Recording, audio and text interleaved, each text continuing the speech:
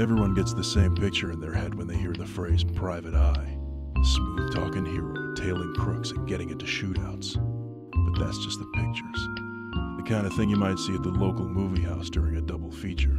Or at the drive-in with your arm around your best gal.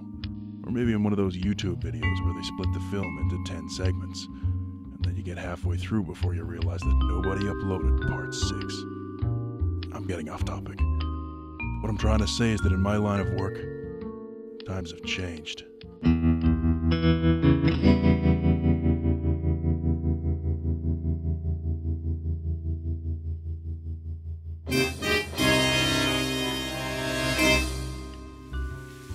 It was raining the night I met her.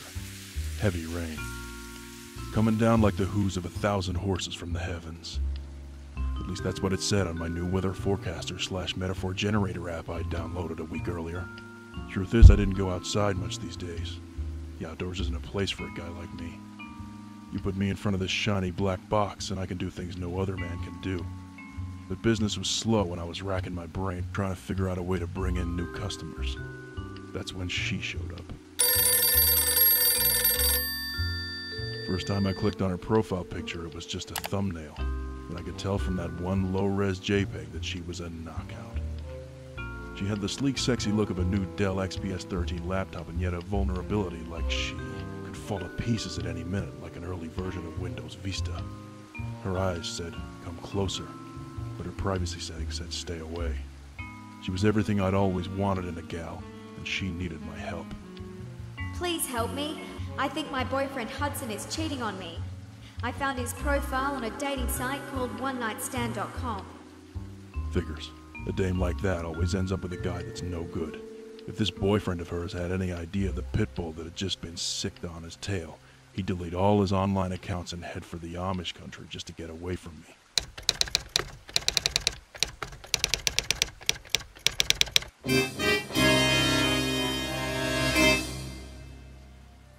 So far, all I had to go off was the profile that she'd linked me. I decided to give the eyeball to the website that she'd mentioned. OneNightStand.com was a real dive, a poorly designed dump on the bad side of the internet. The kind of place where you couldn't walk 10 feet without a pop-up window, promising live webcam girls or free iPads from grifters and con men. If I was going to check this joint out, I was going to need to come protected. I backed up my all-important files on my trusty thumb drive and reinstalled my spyware software. This was no place for an unprotected PC to be lurking around. The link sent me straight to a profile. No real name, no real photo. Nothing to go off here.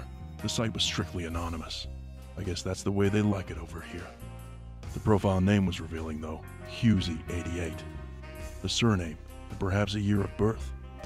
I went back to Facebook to see if there was anyone named Hudson Hughes who fit the profile. There was only one Hudson Hughes born in 1988. Things were looking up. I had the perp in my sights and he even had an open profile. As I scoured his wall for any evidence of infidelity, I came across something. He'd been checked into a trendy little night spot called the Velvet Spoon. Since nobody tagged him in any photos recently, I'd have to go and check out the Spoon myself. Luckily, the site had a photo gallery with all the bar's snaps uploaded and dated weekly. The night in question had over 300 shots, but I was determined to find something.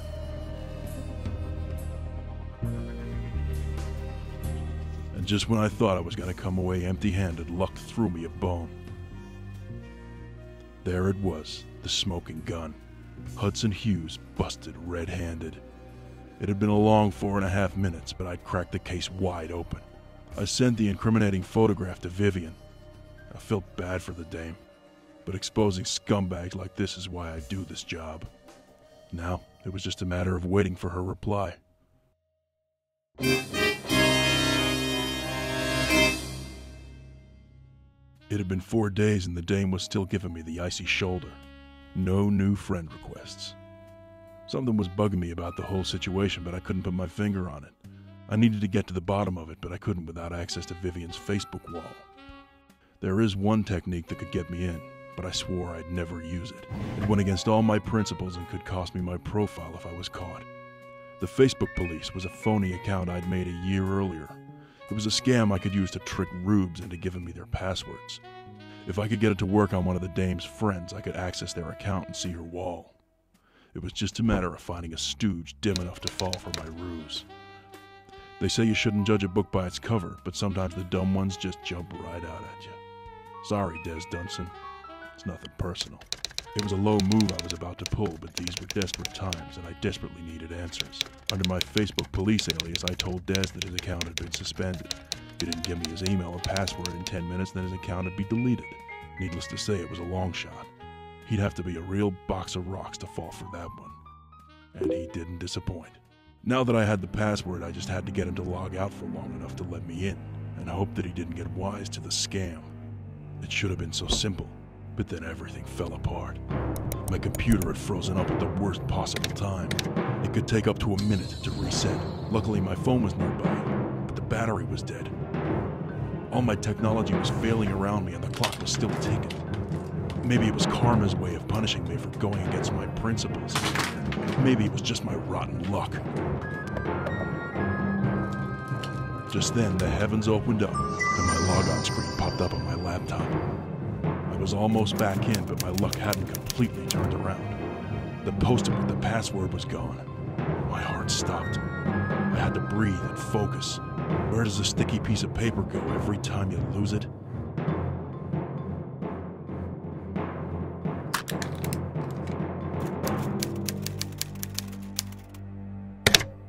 A surge of relief rushed over me when I realized that I'd made it in safely. But it didn't last long. I know what you're on account. It was Dunson. He must have logged into a friend's profile. She's not what you think she is. What did he mean by that? And how did he know I was there to see Vivian? My palm was sweating as I went to click on her profile.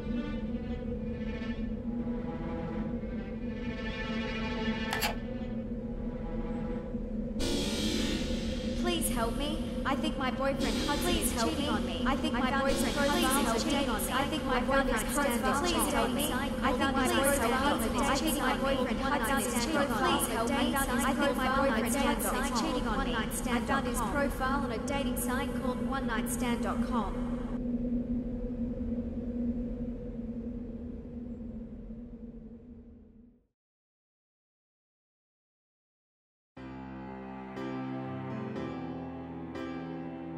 It's been 4 weeks since the Facebook incident and all my accounts had been suspended for my police stunt. I didn't care. I was ready to hand in my badge anyway. Plus, Mom wanted the office back so she could turn it into her sewing room. Turns out Vivian had never been a real person. She was spam. Just a fake Facebook account set up to advertise a dump of a website called onenightstand.com. She would just post the same message over and over again on the walls of all the lonely guys she could find, hoping to generate some more hits.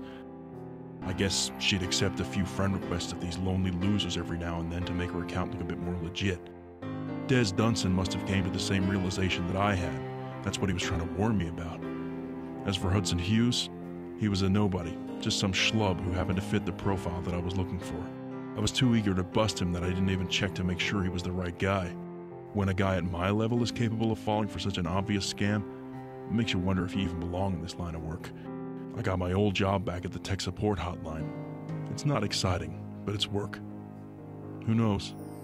Maybe the outdoors is a place for a guy like me.